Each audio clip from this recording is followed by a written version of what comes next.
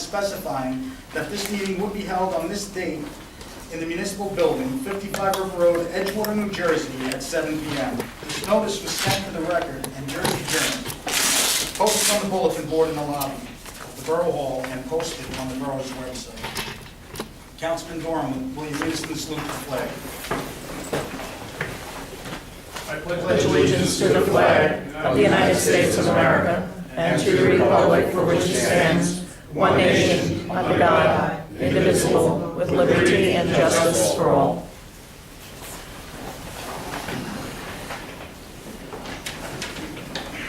We have a conference with iPark today. I'd ask Paul that we delay a few minutes. We're still waiting on Catherine Gregory. Sure. So I'd also just ask to change the order of the agenda, and at this time I'd like to open the meeting to the public. Mary? Barry Hogan, 606 Undercliff Avenue. I just had some repeats of things that I had asked you about. I see that they have a new light at the school, the George Washington School, a light to light the street, whatever you call it, a street light on the new pole that they put there, which is a positive thing, but I'm still requesting one at the top of, at the horseshoe bend. Is there any status on that? Because that request had been in before?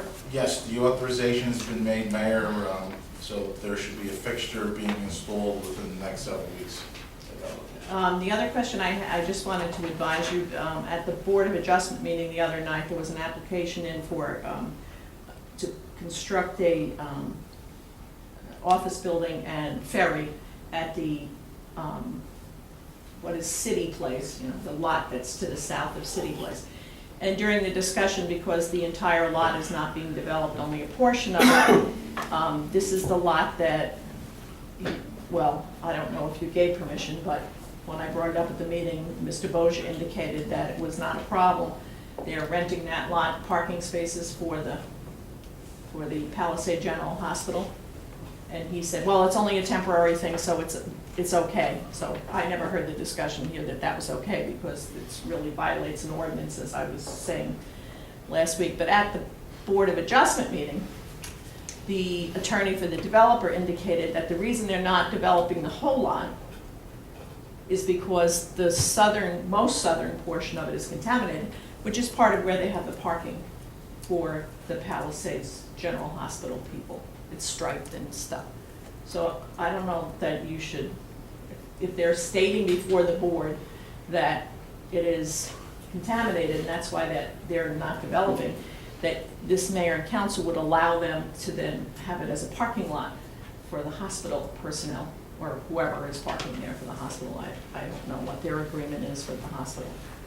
And since this has never been brought up to the board, to the mayor and council, even though it's a violation of our ordinance saying there is no freestanding parking lot, that maybe somebody could look into it further as to what the situation is there. Do they have a contract? Don't they have a contract? I'm not sure what's going on with that project. That's it. Thank you. Thank you, Mary. Anyone else? Valerie?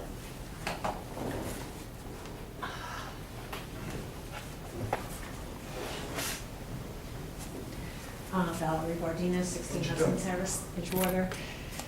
I have herniated discs.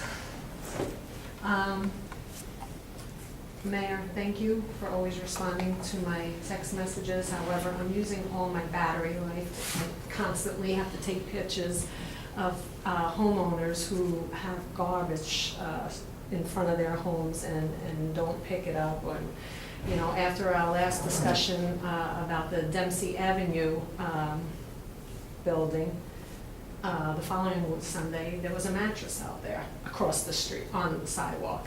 And I don't want to signal that place out because they're not alone. There are many properties that their streets have garbage cans overflowing with garbage that are put out on the wrong days that and they just leave it there, and I assume it's because there are absentee landlords. So if we can please have the code enforcer work on alternate days, maybe on a Sunday once in a while, to catch these garbage cans sitting out there. And also, Councilman Monty, had taken steps in regards to my complaint of cars parking directly on the sidewalk. However, I came home from work today and there were 3 cars parked right across the actual sidewalk. Not blocking the driveway, just parked on the sidewalk. And so, if somebody can be more proactive with that, I'd appreciate it. Thank you. Thank you, Valerie. Anyone else wish to be heard? Seeing none, I'll close the open portion of the meeting. All right.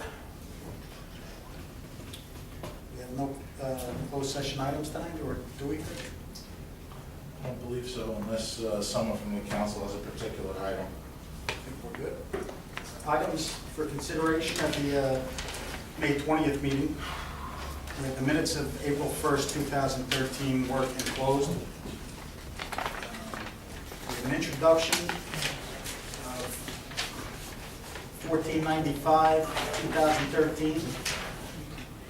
It's an ordinance of the Borough of Edgewater, County of Bergen, State of New Jersey, fixing the salaries and compensation for certain officers, department heads, and white-collar employees, both full and part-time, beginning January 1st, 2012 through December 31st, 2014.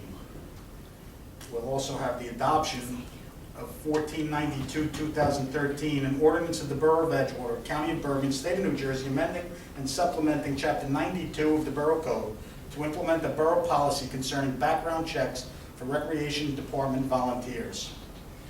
1493, 2013, an ordinance fixing the salaries and compensation of employees of the Department of Public Works in the Borough of Edgewater, County of Bergen, and State of New Jersey, commencing on July 1st, 2012, and expiring on June 30th, 2014. 1494, 2013, calendar year 2013 ordinance to exceed the municipal budget appropriation limits and to establish a cap bank. As you can see, we have resolutions. There are 4 resolutions there, salaries and wages, and I'm sure we'll be adding. Greg, do you have anything you'd like to? There was just some correspondence, Mayor, that you were provided in your packages. Tax appeal attorney, Mr. Marinello, had sent a letter addressed to the mayor and council requesting that an appraisal report be conducted by Mr. McNerney, who is an appraiser that we use for tax appeals. So again, that's something that doesn't need to be decided tonight, but I don't know if you wanted to have any conversation on that. Mr. Rinaldi did prepare a report that did not make your packet. Essentially, right now you have 63 properties under tax court appeal and 55 at the Bergen County Board of Appeals. So he is preparing a spreadsheet to further assist you in addressing Mr. Marinello's correspondence. I received correspondence from Kimberly Gerlovic from the United States Department of Agriculture. She's done a pretty extensive review of our properties in regards to nests and egg handling. Right now, she has removed 6 nests containing 25 eggs. So that'll be reflected in the future month when all of those eggs were intended to hatch.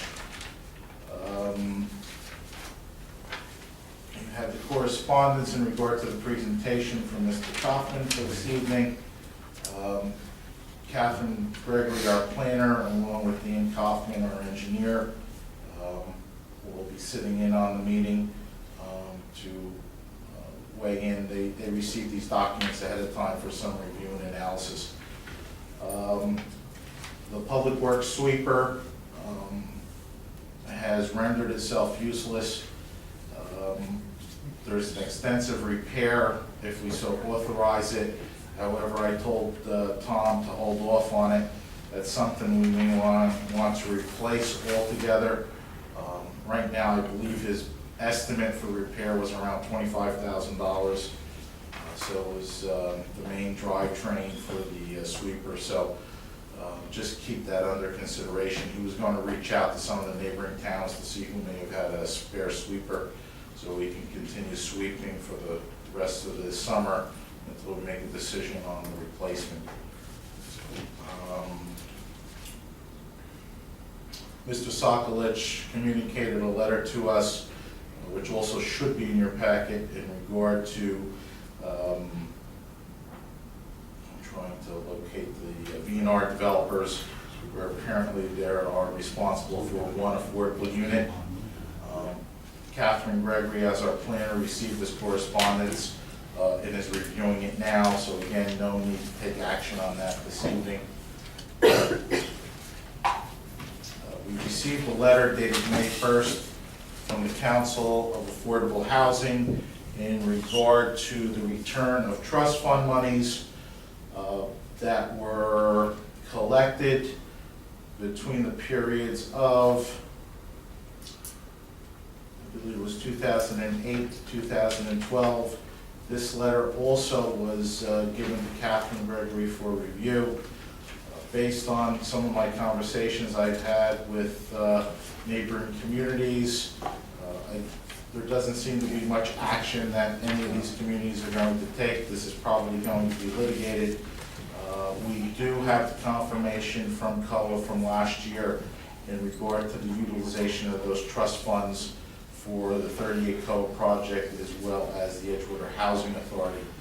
So as in regard to the particular monies that they're looking for a particular period, there doesn't seem to be anything of that significance. Greg, our contention is when he's gone, when he's allocated. That's correct. Yeah, they're essentially requesting for confirmation, which we received last year, in regard to the utilization of those funds for those two projects.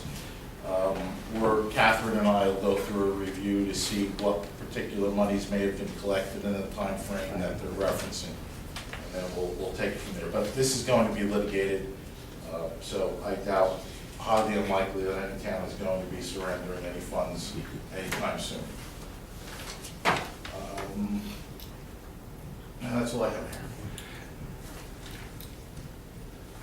All right, so we have Hyde Park down tonight, so Paul, Thank you. Thank you, Mayor. Good evening, members of the council. Good seeing you.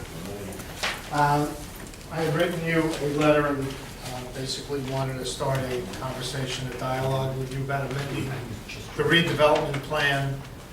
If you recall, my client had previously wanted the Stop and Shop south of Main Street, and council's made it clear that that was something that you didn't want to do, and they've been moving forward with developing the remainder of the site, and now we want to address pretty much the area south of Main. The map that I gave you was color-coded. The lighter ones are the buildings that are already been approved and under construction.